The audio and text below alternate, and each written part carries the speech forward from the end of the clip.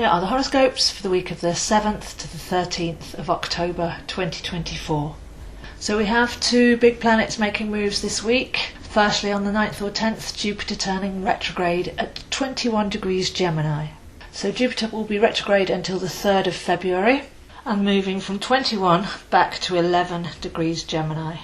This is making a harmonic angle to the Sun in Libra and will take us within. So a retrograde, whether you've got your own Jupiter naturally retrograde or wherever it is in your chart, will affect us by taking the energy of that planet and taking it inwards. So in the Tarot, Jupiter is the wheel of fortune, but also the royals, because Jupiter stands for majesty and sovereignty. Gemini is the mind and how we tune into thoughts, how we express, communicate and realise through action the ideas that we've had.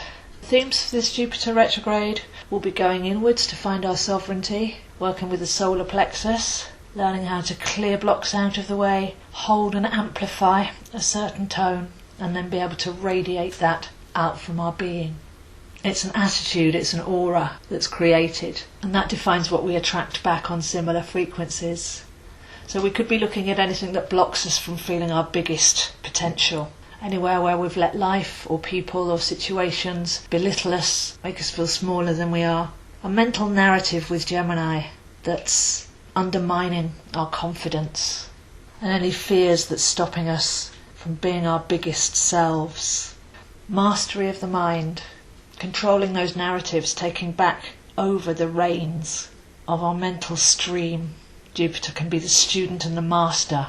So if we study our narrative and what we've been saying to ourselves out of behaviour and habit, then there's really some deep clearing that can be done during this transit.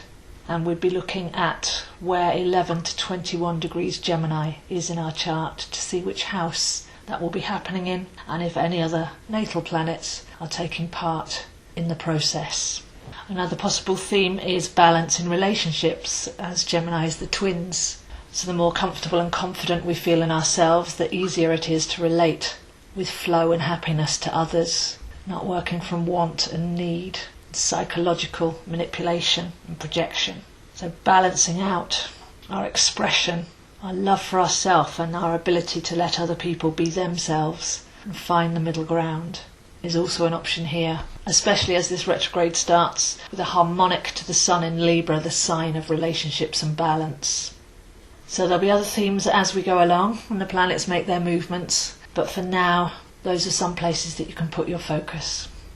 Then on the 12th we have Pluto turning direct at 29 degrees Capricorn.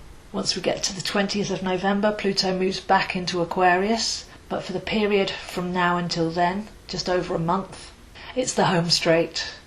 Anything that is serving us, that's solid and true, will remain, but anything that's outdated, outsized or corrupt will be deconstructed and shown to the collective consciousness as well, because the outer planets actually work on us more collectively.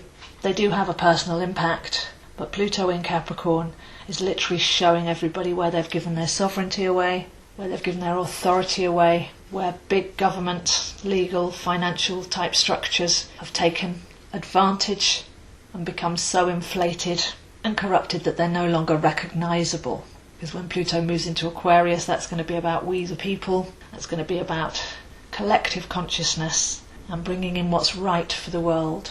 So a bit of a roller coaster from the 12th of October to the 20th of November as we go through some other interesting transits in that period. But if we approach that with a detached and philosophical view that whatever comes up is necessary, because if we're not shown our part in what we've consented to, then we could consent to it again. Whereas if we're shown that something has become really wrong and we have the power to take it back, then we'll make different choices in the future, ending this cycle, which is a 268-year cycle.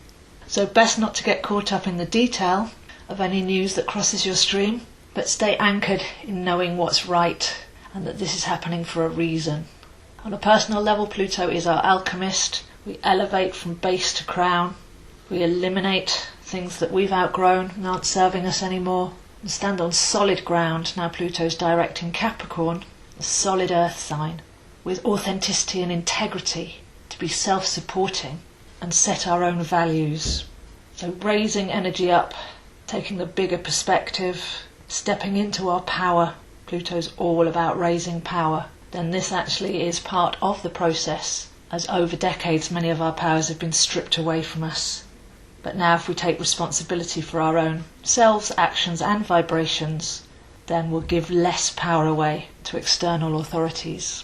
So it will feel like big things are coming up, quite fast moving news cycle. Whenever things are moving too swiftly, we have the power to go into our still and calm centre and just observe. Don't always have to have an opinion or a reaction. And these two aspects working together are really quite magnificent. And go into our Jupiter and find our inner majesty, filter the information we receive from a place of power and not feel like the ground's shaking or the rug's been pulled from under our feet. So important not to have too much attachment to particular outcomes or sides or situations, but just view this from a human evolutionary scale, that at this time we're growing in our own consciousness, raising to critical mass and taking back how we govern ourselves and how society works as a whole. So it's actually very exciting. Will require some focus, getting out of the personal, seeing the bigger picture and knowing what we stand on and for. So if you'd like to see where this is happening for you, I am available, zoehind7@gmail.com, for chart readings, tarot, teaching and coaching. And these videos are all available on my YouTube channel, Zoe Astro, and links on my Instagram @zoehind7 and Facebook @astrozo. So finding peace and calm deep within, really knowing our sovereign selves while the world spins ever faster and ever more dramatically will be the best approach to some very unnerving yet exciting weeks ahead. It's all necessary. It's all part of the process. We're all part of the process. So let's attend to business on a daily basis and focus on sovereignty and freedom. So those are the horoscopes for this week, and I'll see you next week.